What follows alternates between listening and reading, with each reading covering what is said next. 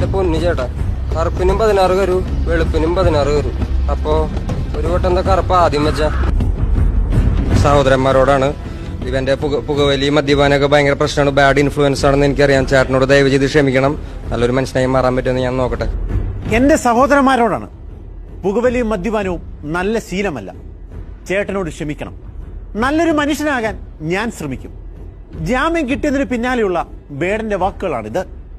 ആ വാക്കുകളിൽ അയാളുടെ തിരിച്ചുവരമുണ്ട്. തനിക്ക് പറ്റിയ തെറ്റ് തെറ്റാണെന്നും അത് തിരുത്താൻ ആഗ്രഹിക്കുന്നതുമായി പറയുന്ന നിലപാടുണ്ട്. ബേഡന്റെ തെറ്റിന് ന്യായീകരണമില്ല. പക്ഷെ ആ തെറ്റിലേക്ക് നയിച്ച സാഹചര്യം, അതിന്റെ ഉറവിടവും കണ്ടെത്താതെ അയാളെ മാത്രം ക്രൂശിക്കുന്നതിനോട് യോജിക്കാനുമാവില്ല. ബേഡൻ ഇന്നോളം തന്റെ റാപ്പിലൂടെ പറഞ്ഞത് രാഷ്ട്രീയം മാത്രമാണ്.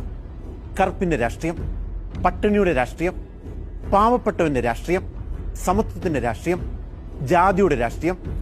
ഞാൻ പാണനല്ല, പുലയനല്ല, നീ തമ്പുരാനുമല്ല എന്ന ആ വരിയിലുമുണ്ട് അടിച്ചമർത്തപ്പെട്ടവന്റെ നിലപാട് പ്രഖ്യാപനം. വിയർപ്പ് തുന്നിയിട്ട കുപ്പായം, അതിൽ നിറങ്ങൾ മങ്ങുകയില്ല കട്ടായമെന്ന് ബേഡനല്ലാതെ മറ്റാർക്കാണ് പാടാനാകുക? ഫ്ളാറ്റിൽ നിന്ന് കുറഞ്ഞ അളവിലാണെങ്കിലും കഞ്ചാവ് പിടികൂടിയതിനെ മുമ്പ് പലരും ചെയ്തതുപോലെ ന്യായീകരിക്കാനൊന്നും ബേഡൻ നിന്നില്ല.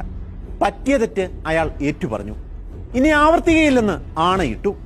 സിന്തറ്റിക് ലഹരി ഉപയോഗത്തിലേക്ക് പോകരുതെന്ന് കുട്ടികളോട്